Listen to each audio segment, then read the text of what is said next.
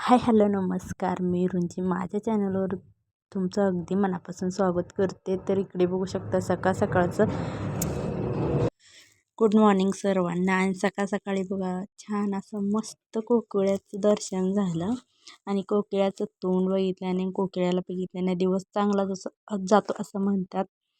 आणि तुम्ही कमेंट करून सांगा ते खरं आहे की नाही ते. तर दुपारचं बघा मामांना शेळ्याला पाठवलं तर कारण कंटाळलं दररोज मुलं घेऊन जायचं म्हटलं तर नको वाटतं आणि कुसळ भरपूर आहेत.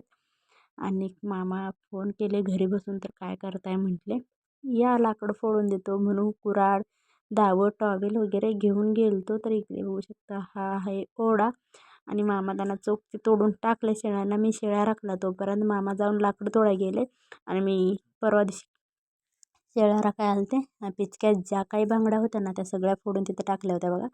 आणि मामा लाकडं फोडायला तिकडं आलो, शेळ्या पण इकडं आलत्या ना म्हणून चारत चारत आणलो. आणि इकडे मामाने तोपर्यंत एवढी लाकडं तोडून ठेवलेली बोरीची लाकडं आहेत. आणि माझा चिटुकला पिटुकला पिल्ल्या बघा हातात देतोय. आणि आम्ही आधी लाकडांचा भारा व्यवस्थितही केलता बरं का. तर मामांना ते काही पटलं नाही, त्याने त्यांच्या मनाचंच केलं आणि त्यांच्या मनाने जसं बांधून दिला भारा. इतकी ओझी होती ना, मोठी मोठी लाकडाची फोडून दिली. ते व्हिडिओमध्ये जर दिसायला थोडे दिसतात पण रिअलमध्ये खूप होते. आठवड्याभराची लाकडं होती आणि आणले खूप लांबनं, म्हणजे काहीतरी 1-1.5 किलोमीटर असतात एवढ्या लांबनं आणलेत. वड्यापासून इथे घरापर्यंत येऊस तर का मान असे बसून गेले.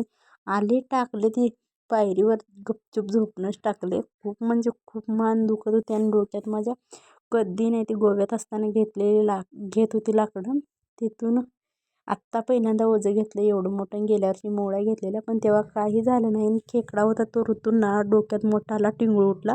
त्याच्यानंतर सार्थकला सोडून आली ती मामापासनी. मामाकडे गेलो आणायला त्याला आणि तोपर्यंत त्याचा मामांचा चालू होता अभ्यास शिकवायचा. तर चला बघा.